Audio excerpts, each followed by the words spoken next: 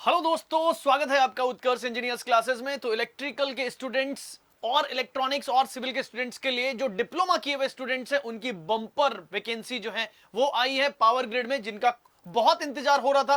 क्यों किशोर sir? Sir electrical के students के लिए ये ड्रीम जॉब होती है। आप लोग बिल्कुल। हर एक बच्चा सपना देखता है पावर ग्रिड में जॉब करने का, और काफी बेहतरीन आप लोगों का यहाँ पर वैकेंसीज आई है। लगभग सर इलेक्ट्रिकल में 344 वैकेंसी एग्जैक्टली 300। सिविल में कितनी है? 68 वैकेंसी जो है वो सिविल में देखने को मिली है। और सर इलेक्ट्रॉनिक्स में भी वैकेंसी आई है 13 वैकेंसी सर। टोटल आप लोग की 425 आप लोग की वैकेंसीज है। सर बड़ा नंबर है एक डिप्लोमा स्टूडेंट जो विद्यार्थी हैं सर उनके लिए। इसमें सर इंपॉर्टेंट बात ये है कि जो वैकेंसी आई है वो डिप्लोमा वालों के लिए आई है। एग्जैक्टली बीटेक अगर आपने किया हुआ है तो इट इज नॉट अलाउड, क्योंकि यहां नोटिफिकेशन में क्लियर लिखा हुआ है कि बीटेक जो है वो स्टूडेंट्स अलाउड नहीं है। मतलब जितनी भी हायर डिग्रीज आपने कर रखी होंगी, आपका डिप्लोमा होना बहुत जरूरी है। और ये फॉर्म जो है वो आप केवल और केवल डिप्लोमा बेसिस पे ही भर सकते हैं।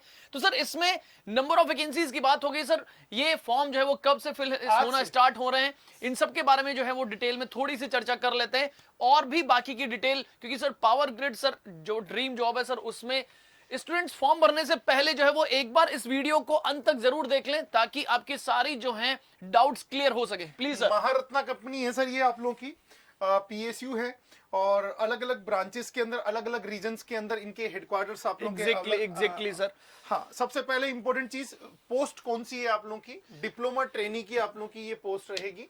और एज लिमिट जो है सर वो आप लोगों की, वो एज लिमिट इन्होंने मैक्सिमम एज लिमिट आप लोगों की दी 27 ईयर्स जो है वो मैक्सिमम एज लिमिट है अकॉर्डिंग। और जो अप्लाई डेट है वो है 23 सितंबर 2023 तक जो है ये एज आपका 27 ईयर से कम होना चाहिए, क्योंकि ये मैक्सिमम एज लिमिट आपको दे रखी है।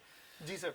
इसमें देखो कंप्लीट जो है वो आपको दे रखा है इंफॉर्मेशन की एसेंशियल क्वालिफिकेशन जो है वो क्या रहने वाली है। प्लीज सर इस पर थोड़ा सा एक बार हाईलाइट कर दें sir. Sir double E branch आप लोगों की यहाँ पर दी है। डबल ई के अंदर कौन कौन सी ब्रांचेस हैं? Electrical power, electrical and electronics, power system engineering, power engineering. Electrical के अंदर सारी होनी चाहिए, और इलेक्ट्रॉनिक्स के अंदर इन ब्रांचेस में अगर आपके पास डिप्लोमा है तो आप इस पोस्ट के लिए एलिजिबल हैं। अच्छा सर, एक इंपॉर्टेंट चीज, ये आप लोग की ब्रांचेस आप लोग देख सकते हैं। एक इंपॉर्टेंट चीज, आप लोगों को इस फॉर्म को फिल करने के लिए 70% चाहिए मिनिमम। आपका डिप्लोमा का जो मार्क्स हैं वो 70% वेटेज मार्क्स आपके होने चाहिए, तो ही आप एलिजिबल रहेंगे इसमें। तो उन्होंने क्लियरली मेंशन किया हुआ है सर। एक ये बहुत इंपॉर्टेंट इन्फॉर्मेशन है, एक बार बच्चों को कन्वे कर दीजिए ये वाली इन्फॉर्मेशन। बिल्कुल, कि जैसे कि हम बोल रहे थे कि ये जो फॉर्म है, ये जो वैकेंसी है वो केवल और केवल डिप्लोमा स्टूडेंट्स के लिए है, क्योंकि इसमें यहाँ बहुत ही क्लियर लिखा हुआ है कि अगर आपने जो एसेंशियल क्वालिफिकेशन है वो डिप्लोमा है, इसके बाद में अगर आपने बीटेक, बीई, एमटेक या एमई किया हुआ है विद और without diploma is not allowed. यानी आपका डिप्लोमा होना अनिवार्य है, तभी जो है वो आप इस फॉर्म को फिल कर पाएंगे सर। और दूसरा सर, डिस्टेंस मोड वाली आप लोग की यहाँ पर कंसिडर नहीं होगी सर। जी सर बिल्कुल। अगर आपने डिस्टेंस से डिप्लोमा किया तो it will not be considered sir. इसके बाद में अगर सर ये number of vacancies region wise जो है वो अपन ने बात कर ली टोटल नंबर ऑफ वैकेंसीज की, तो नंबर अच्छा खासा नंबर है सर। इसमें total number of vacancy sir 425 है। 425 जिसमें 344 आप लोग की इलेक्ट्रिकल की है सर, और आप लोग 68 जो है वो सिविल की वैकेंसी है, और 13 वैकेंसी इलेक्ट्रॉनिक्स की। जी सर, इलेक्ट्रॉनिक्स की वैकेंसी है। तो ये नंबर ऑफ वैकेंसीज पे बात हो गई सर। सर इसके अलावा अगर हम बात करें सर यहाँ पे, तो कैटेगरी वाइज भी जो है वो आप यहाँ चेक कर सकते हो कि क्या है। और अगर सर रिन्यूमरेशन देखें तो सर महारत्ना कंपनी है सर, तो इसमें तो कोई डाउट होना ही नहीं चाहिए सर कि यहाँ आपको अच्छा खासा जो है वो पैकेज देखने को मिलेगा। और इसमें पहले लिखा हुआ है कि आपको स्टार्टिंग के 1 year of the training period में आपको 27,500 पर मंथ जो है वो मिलेगा सर। और साथ ही साथ सर कंप्लीशन के बाद में जूनियर इंजीनियर ग्रेड 4 के पोस्ट पर आप लोग पोस्टेड होंगे। उसका जो पे स्केल है इन्होंने यहाँ पर मेंशन किया हुआ है। एग्जैक्टली। आई थिंक सर अब हमें पेपर पैटर्न के ऊपर मूव करना चाहिए। सबसे इंपॉर्टेंट जो है वो अब की एग्जाम पैटर्न जो है वो क्या रहने वाला है, इस पे बात कर लेते हैं। तो अगर इस पे आ जाए सर, सिलेक्शन प्रोसेस जो है इसमें लिखा हुआ है कि सिलेक्शन प्रोसेस जो है वो क्या होगा। तो सर ये जो एग्जाम है वो सीबीटी बेस्ड होगा। सीबीटी टेस्ट है, क्लियर इसमें लिखा हुआ है कि सीबीटी टेस्ट होगा। 2 पार्ट आपके पास यहाँ पे हैं।